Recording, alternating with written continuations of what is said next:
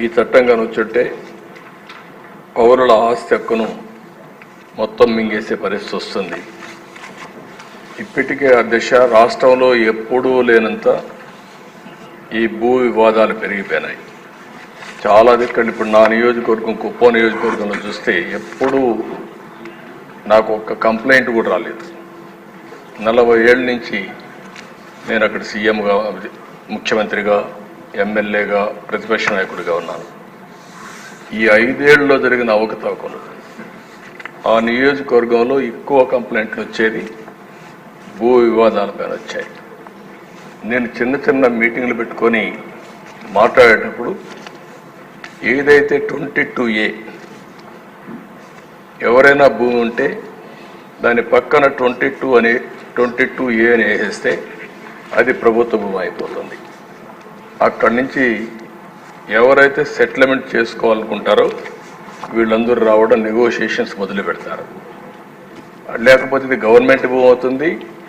మనం కానీ ఒప్పుకుంటే, వాళ్ళు ఒప్పుకుంటే దాన్ని ఆటోమేటిక్గా మళ్ళీ ప్రైవేట్ భూమి కింద 22A తీసేసి మళ్ళా ప్రైవేట్ భూమి కింద సెటిల్మెంట్ చేసుకునే పరిస్థితికి వచ్చారు. అధ్యక్ష, టెక్నాలజీ కూడా చాలా ప్రమాదం. నేరస్తుల దగ్గర టెక్నాలజీ ఉంటే మొత్తం మార్చేయడం, రికార్డులు మార్చడం చాలా ఈజీగా అయిపోయే పరిస్థితి వస్తుంది. ఇప్పుడు దానికి తోడు మీరు చూస్తే అధ్యక్ష, ఇటీవల కాలంలో ఇవన్నీ కూడా సెంటిమెంట్స్ ఉంటాయి. భూమి అనేది తరతరాలుగా వారసత్వ ప్రకారం వస్తుంది. మా తాత, మా ముత్తాత ఇచ్చిన భూములు ఇప్పుడు కూడా మాకు వస్తూ ఉంటాయి ఆ కుటుంబానికి. అలాంటి భూమిలో పట్టాదారు పాస్ పుస్తకాలు ఇవ్వడం ఆనవాయితీగా పెట్టుకుంటాం. రాజముద్రేస్తాం, అంటే ప్రభుత్వం ముద్రేసిస్తాం. అలాంటిది ముఖ్యమంత్రి ఫోటో వేసుకొని పట్టాదారు పాస్ పుస్తకాలు ఇవ్వడం అంటే సెంటిమెంట్స్తో ఆడుకోవడం. ఇది ఎక్కడ చూడలేదు అధ్యక్ష, ఎవ్వరూ చేయలేదు ఇంతవరకు కూడా. అలాంటివి చేశారు. అప్పటికే ప్రజల్లో చాలా కోపం ఉంది, ఆవేదన ఉంది, ఆవేశం ఉంది, ఏమీ చేయలేని పరిస్థితిలో ఉన్నారు. అయితే ఇటీవల భూ సర్వే కూడా అన్నారు. ఈ భూ సర్వే కూడా అధ్యక్ష మొత్తం సెటిల్మెంట్ చేస్తామనే ఉద్దేశంతో చేసి డబ్బులైతే ఖర్చు పెట్టి ఎక్కడికక్కడ వివాదాలు పెంచారు, కానీ ఎక్కడా వివాదాలు తగ్గించే పరిస్థితి లేదు. దాని పేరు కూడా నేను చాలా స్పష్టంగా చెప్పాను. హోల్డ్ చేశాం, స్టే చేశాం, ఇవన్నీ క్షుణ్ణంగా స్టడీ చేసిన తర్వాతనే చేస్తామని చాలా స్పష్టంగా హామీ ఇచ్చాం. అధ్యక్ష, ఈ చట్టం వల్ల పౌరుల ఆస్తి మొత్తం లాగేసే పరిస్థితి వస్తుంది. అంటే ఇంకా రాను ఇందులో మీరు చూస్తే అధ్యక్ష వెరీ ఇంట్రెస్టింగ్. నేను అన్ని మీటింగుల్లో మాట్లాడాను. కనీసం ఒక్క మాట మేము ఇది చెయ్యము, ఇది ఉద్దేశం లేదని ఒక్క మాట చెప్పలేదు.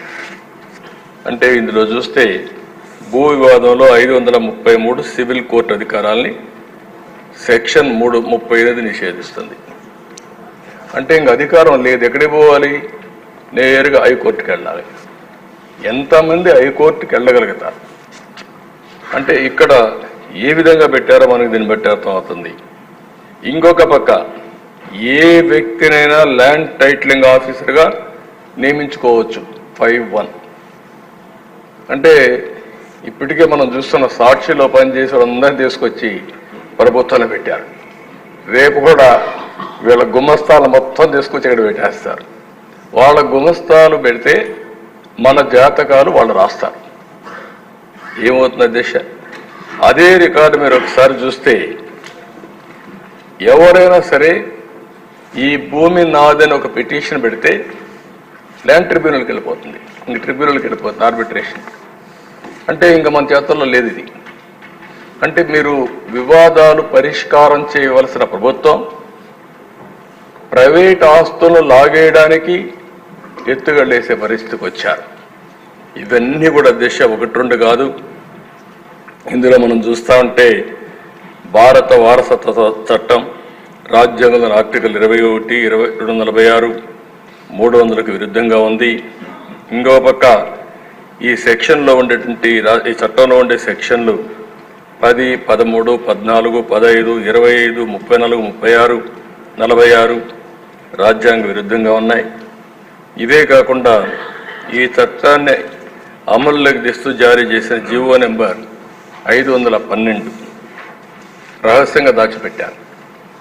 మనం అడిగితే దానికి సమాధానం కూడా చెప్పలేని పరిస్థితి వచ్చారు. ఇలాంటివన్నీ చూసిన తర్వాత దిశ చాలా ప్రమాదకరమైన చట్టం. నేను మిత్రులు పవన్ కళ్యాణ్ గారు కూడా కొన్ని మీటింగుల మీద చాలా స్పష్టంగా హామీ ఇచ్చాం. మేము వచ్చిన వెంటనే ఈ చట్టాన్ని రద్దు చేస్తామని చెప్పాం. ప్రజలు నమ్మారు. ఎంత భయంకరంగా అంటే దిశ ఒక అభద్రతా భావనకులు ఉన్నాయారు. మళ్ళీ దుర్మార్గమైన ప్రభుత్వం వస్తే మా ఆస్తులకు మాకు రక్షణ ఉండదు అనే పరిస్థితికి వచ్చారు. అధ్యక్ష కొంతమంది ఇక్కడి నుంచి అమెరికాకి వెళ్ళారు, వాళ్ళకి భూములు ఉన్నాయి, వేరే దేశాలకు వెళ్ళారు, వేరే రాష్ట్రాలకు వెళ్ళారు. వాళ్ళు కానీ ఒక్కొక్కసారి రికార్డులు చెక్ చేసుకోకపోతే రికార్డులు మారిస్తే తర్వాత ఆ భూమి ఆటోమేటిక్గా డీమ్డ్ క్లాసిఫైడ్ చేసేసారు, నోటీసులు కూడా ఇవ్వరు.